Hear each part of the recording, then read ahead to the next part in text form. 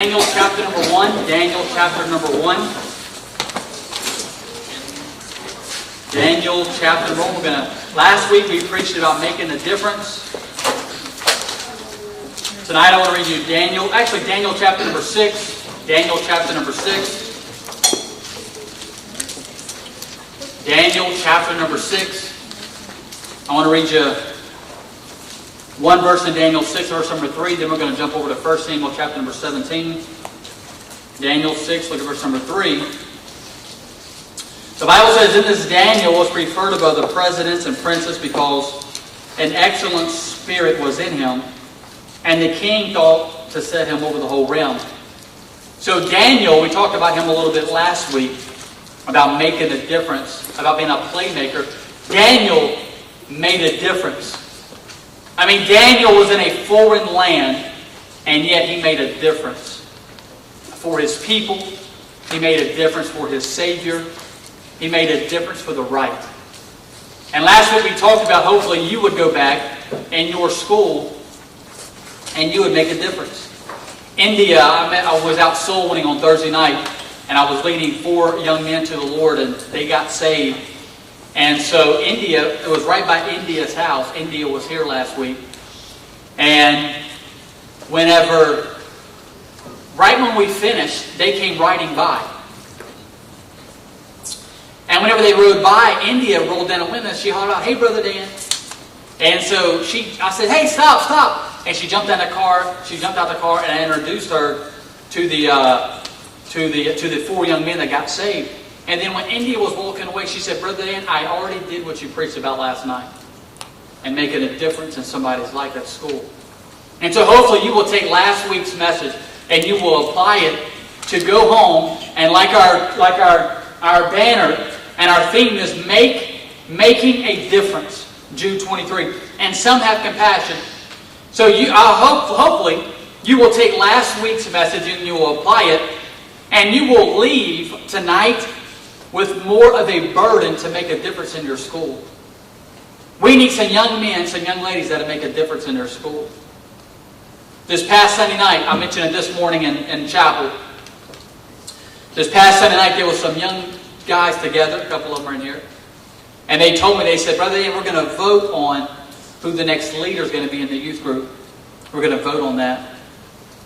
There's nothing wrong with that, but here was my reply. My reply to them was this: the next leader among the guys, you will not have to vote on who that is. They will automatically step up to the plate. They will step up. It will happen naturally. It happened naturally that they will become the next leader. And I'm thankful that we already have some young ladies in the youth group that are already leading and doing right. Go to 1 Samuel chapter number 17. 1 Samuel chapter number 17. We talked about this a little bit this morning in chapel. We're going to come back tonight and really jump more into it. About a young man named David who made a difference. And there were several reasons why David made a difference.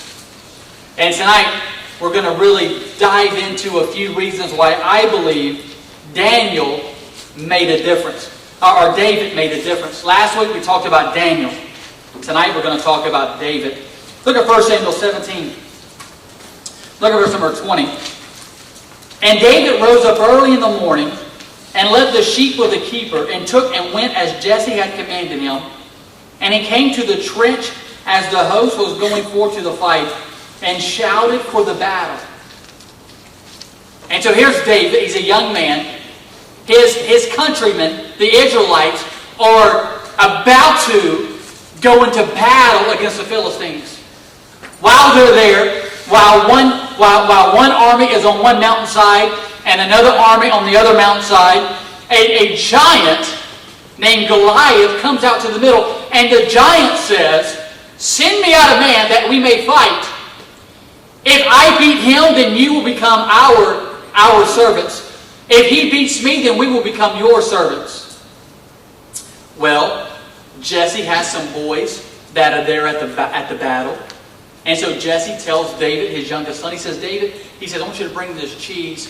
I want you to bring it to the captains. and I want you to bring it to your brothers, and I want you to see how Eliab, and I want you to see how your brothers are faring. See how your brothers are doing, and then I want you to come back and tell me about the battle and what's going on. And so the Bible tells us in verse number 20, and David rose up early in the morning. Now this morning I really talked about how David, and some of you wasn't here this morning, so I'll mention it just a little bit, that David, one reason why David was able to make such a major difference for his country was because David was a young man who learned the importance of being obedient. You don't find in the scripture David complaining and griping with his dad about the task that Jesse gave David. You don't see David complaining and saying, Dad, you don't understand. Hey, why can't I go down there and fight? Or why can't I do this? No. What you find is this. Jesse gave David a command to do, and then you find David getting up early in the morning to fulfill the command that Jesse, his father, had given him. It's an awesome thing. And David made a difference because he was obedient. If David had disobeyed his dad, if David had said, I'm not, who do you think I am? I mean, who do you think I am? I mean, you think I am my brother's servants? And I'm going to go bring them something to eat and then bring you back and let you know how the war is going? That's not what David did. If David had done that, you would read about Daniel killing Goliath. You would read about David over in Matthew chapter number 1. He wouldn't be there. There would be someone else that God would have brought in. But David was obedient. And because of the importance, because David understood the importance of being obedient, David made a difference. Young people, listen to me. You will never make a difference for the good if you don't learn to be obedient. If you don't learn to obey your mom and dad, you'll never learn. You'll never make a difference. It's important that you learn that. It's important that you learn now to obey your teacher, to obey the authority that's over you. We talked about that a lot this morning. And so I didn't really want to focus on that a whole lot tonight. But you need to understand that you'll never make a difference if you don't learn to obey your mom and dad. If you don't learn to obey the will of God, you'll never make a difference. But let's keep reading. And then David, the Bible says David rose up early in the morning and left the sheep with the keeper. The second thing we talked about this morning was this, that David learned the importance of responsibility as a young man. You see, David his job was to take care of the sheep. And when David wasn't there, it was still his responsibility to make sure that the sheep was being taken care of. So David didn't just run off and say, okay, my dad gave me another job to do, so I'm going to leave this one responsibility and go take care of this other responsibility, and then I'm just going to leave these sheep to wander in the wilderness. No, David knew, because he had already killed a lion that came out and tried to eat one of his little lambs, and David already killed a bear, so David knew that if I don't leave somebody to take care of my responsibility back home, why I'll go and take care of another responsibility that my dad has given me, then the other responsibility that I have of taking care of sheep. These wild animals might come out and destroy my little sheep, and so it's important that I still take care of my responsibility. And so David was able to make a difference because he learned to be obedient, but he also learned the importance of taking care of his responsibility. Now, young people, listen to me. You know what you need to learn at a very early age? Is how to be responsible. So many young people today are just not very responsible. As soon as your mom and dad gets out of the room, we become unresponsible all of a sudden.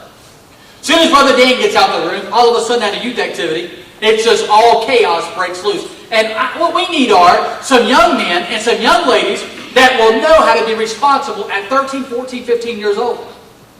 But you have to learn the importance of being responsible. And then we talked about that this morning. But here's what I want to talk about tonight that we did not talk about this morning at the latter end of this verse. And David rose up early in the morning and left the sheep with the keeper and took and went as Jesse had commanded. So he was obedient. He understood responsibility. And he came to the trench as the host was going forth to the fight. And what did he do? And shouted for the battle.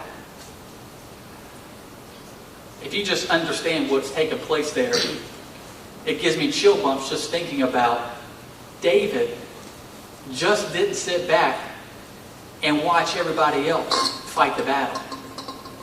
What David did was this. David partook, listen to me, David partook of the battle. David got involved in the battle. David just didn't sit back and say, okay, I'm just giving the cheese and I'm going about my task. I'm going back home. No, that's not what David did. David obeyed his father. He gave the cheese to the captains. He talked to his brothers. He did exactly what he was commanded. But then David went a step further and David got involved in the battle. David, the Bible says that David shouted for the battle. You know what that tells me that David had learned already at a very early age? David learned how to be an encourager at a very early age. How to be an encourager. Young people, listen to me. You want to make a real difference in people's life? Then you learn how to be an encourager. You'll make a difference. That teenage boy, that teenage girl at your school, you know what they need? That's sitting out by themselves, that's alone. You want to make a difference in their life? Then you learn how to encourage them. That teacher at your school that's struggling in their marriage, possibly, that you don't know anything about, and maybe he or she's a little snappy, and you don't quite understand exactly what's going on in their life. I'll tell you how to make a difference in their life. You learn to be an encourager to them. You learn how to encourage them. You know, sometimes their pastor needs to be encouraged. You know what David was doing? David was shouting. He wasn't in the battle yet. He was still partaking. What he was doing was just as important as the guys that was carrying the sword. He was shouting for the battle. He was encouraging the fellow soldiers. It's exactly what David was doing. He was being and making a difference by being an encourager. David was able to kill the giant because David first learned how to be an encourager.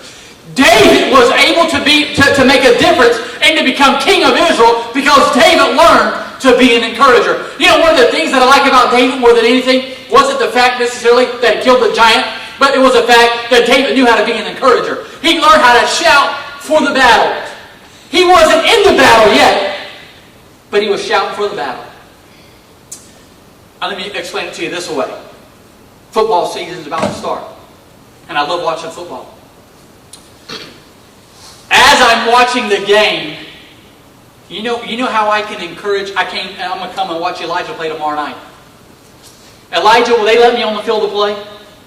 They're not going to let me on the field? Why ain't they going to let me on the field? Because I'm too old and I'm not on the team.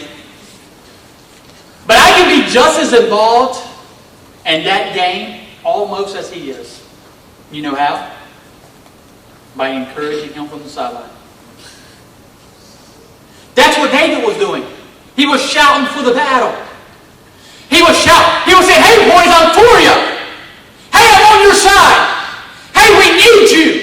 We need you to win the battle. Hey, don't give up. I know the giant might be tall, but don't you give up. We're for you. We're praying for you. I'm bringing good news from back home. And David was shouting for the battle. He was encouraging his fellow soldiers. That's what I'm going to do tomorrow. When I watched Cheyenne play last week, what I was doing from the sideline, I wasn't able to get out there and play. They wasn't going to let me on the court. But when she went in, we was cheering and clapped, and we was trying to encourage her team. And then I'll get to come and watch a few more of you play and a few games, and we'll try to encourage you from the sideline. That's exactly what David was doing. If David hadn't learned how to be an encourager, David would have never become king over Israel. You see, some people, they want the important job. You want to be the next leader in a youth group? You learn how to be an encourager. It'll happen automatically. You learn how to lift other people up whenever they're down. You'll become a leader. We want the title though, don't we? That's what a lot of people are after. They're just after the title. You know what we need in Faith Baptist Church's youth department? We need a bunch of encouragers. Great group here on Wednesday night for Teen Church. Awesome group. But you know what all of you need to be? An encourager. You know what you need to be at your school tomorrow? An encourager. An encourager. You need to be someone. Here comes so-and-so. Man, they sure are a blessing. They sure are fresh, are a breath of fresh air. Man, they're like a glass of cold water on a hot sunny day. Some are like a quart of oil on a hot sunny day. My point is this. You need to be an encourager. Somebody messes up on your football team, you encourage them. Somebody fumbles the ball, you encourage them. Somebody falls down, somebody messes up, you encourage them. Somebody messes up on a special, you don't be the one that sits there and laughs at them. You know what they need? They need somebody to encourage them. Brother Douglas tonight, he was playing the piano for the offertory. Thought he'd done a great job. That's the first time I've ever seen him play. Thought he did a great job. And I'm not just saying that. You know what I did? I took a picture of him playing. And here in a little bit, I'm going to get on Facebook. And I'm going to tag him in a picture. And I'm going to tell him how good of a job he did. Which, I mean that he did a great job. You know what? I want to encourage him. The girls. They did a great job singing their special. He videoed it. We're going to put it on YouTube, and a few people is going to watch it. And we're going to put it on Facebook, and a few people is going to watch it. Hopefully you'll watch it, and you'll see how bad of a job he did. I'm thinking. You'll see how good of a job he really did. Y'all sounded really good. Y'all need to sing at least 2 or 3 times a month. And Izzy and Gabby, you owe me a special next Wednesday night. I'll let you slide tonight, but next Wednesday night. My point is this. You know what you need to be? An encourager. One of the young men to get up and preach. You need to be the one that says, hey, you did a good job. You don't have to lie. Just them getting up here, they're doing a good job. Now, you don't have to tell me I'm doing a good job. You don't have to lie to me. Thank you, Jeremiah. Thank you for the thumbs up. My point is this. You need to be an encourager. And I mean this. I thought Rachel and Jackie did a great job singing Redeemer of the Rain Sunday night. I thought they did a good job. I thought the girls did a good job singing earlier. I thought the last time y'all sang in church, I thought y'all did a good job. My point is this. We need to be some people that we encourage others. David, it says, and David, I love it, and shouted for the battle. You know what David was doing? I think Daniel was walking down the line. All right, boys, you're in the trench. I'm for you. Get out there and kill that giant. Oh, yeah. Let me give you another thing real quick. We gotta close here in a few minutes. It says, and Jesse, as Jesse had commanded him, in verse number 20 of 1 Samuel 17, and he came to the trench. Here's something else that David did. David stayed focused of the task at hand. He stayed focused. He didn't allow others to distract him. Could you imagine David's on his way to bring the cheese to his brothers? And as he passes this field, there's some guys out there playing football. And they say, hey, David, come play football with us. And David walks over and says, all right, I can play football. David walks over and plays football. And he winds up breaking his leg. And then he can't get down there, and he never brings the cheese to his brothers. He never sees Goliath. He doesn't go out there with a slingshot with 5 smooth stones. And he doesn't kill the giant. He doesn't cut his head off. Matter of fact, somebody else from Israel goes out and tries to fight the giant, and he winds up killing him. And all kind of stuff could have happened. But you know what David does? I got a job to do. I'm going to stay focused. God called me to preach. I'm going to stay focused on the job that God has called me to do. Oh yeah, the world's going to come knocking. You can make some money over here. Oh yeah, that girl's going to come knocking. And she's going to be pretty. And the devil's going to come knocking. But God's called you to preach. You stay focused on the job that God's given you to do. Some of you young guys over here, God's called you to preach. You ought to be banging my door down wanting to get up here and preach. You ought to be saying, Brother Lee, when are you going to let me preach? When are you going to let me preach? I'm ready to preach. I got 3 messages ready. I'm ready to go. But you stay focused on the job that God has given you. Some of you young ladies over here, God's called you into as far as marrying a preacher, you've surrendered your life to serve God. You stay focused on what God has called you to do. Oh yeah, there's going to be some handsome guy going to come knock on your door. But you stay focused on what God's called you to do. You said, I have surrendered my life to the ministry. I have surrendered my life to marry somebody that's in the ministry, the devil's going to come knocking. But you stay focused on the job that God has called you to do. David did. And look at verse number 29 of 1 Samuel 17. And David said, what have I now done? Is there not a cause? Look at verse number 42. And when the Philistine looked about and saw David, he disdained him, for he was but a youth and ruddy and of fair countenance. And the Philistine said unto David, am I a dog, that thou comest to me with staves? And the Philistine cursed David by his gods. And the Philistine said to David, come to me, and I will give thy flesh unto the fowls of the air, and to the beasts of the field. Then said David to the Philistine, thou comest to me with a sword, and with a spear, and with a shield. But I come to thee in the name of the Lord of hosts, the God of the armies of Israel, whom thou hast defied.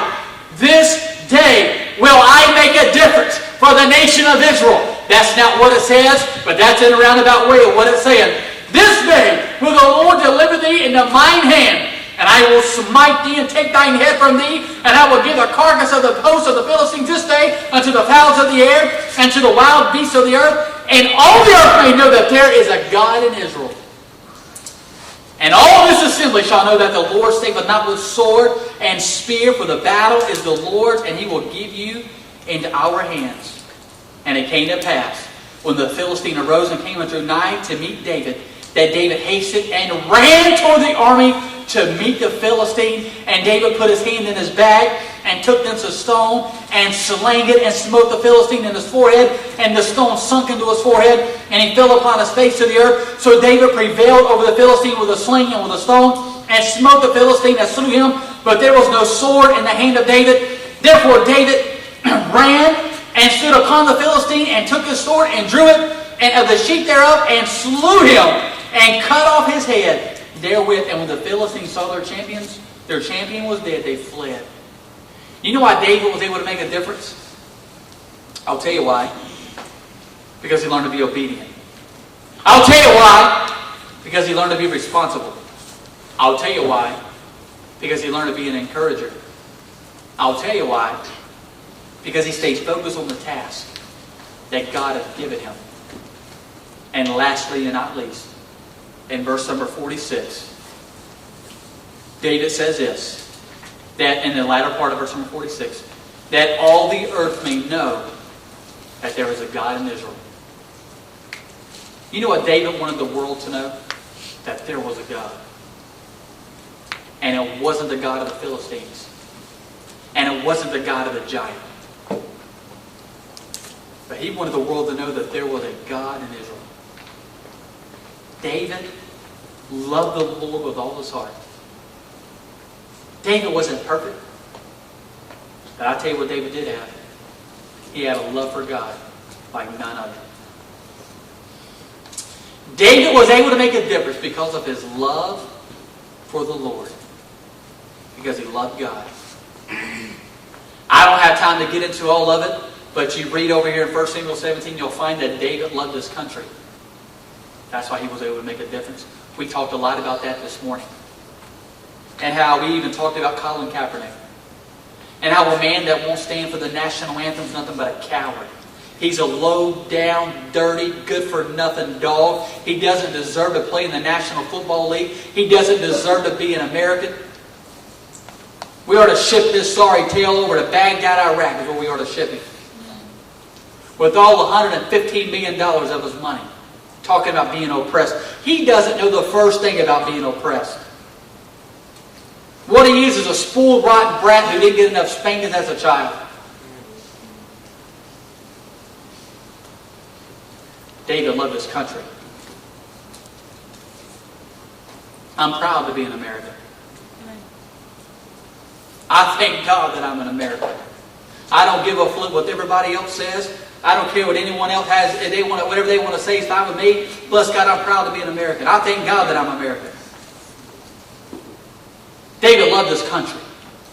He was able to make a difference. Let me ask you a question tonight. Are you obedient to your parents? If you're not, you'll never make a difference for the good. You'll never make a difference for the good. Are you responsible? I know some of you are young. You need to learn to be responsible. If not, you'll never make a difference for the good. Have you learned how to take the job that you've been given, the task that you've been given, and get the job done? If you don't learn that, you'll never make a difference for the good. Are you an encourager? If you don't learn to encourage, you'll never make a difference for the good. You love God with all your heart? You don't love God with all your heart, you'll never learn. You'll never make a difference for the good. Oh, you'll make a difference, but it won't be for the good.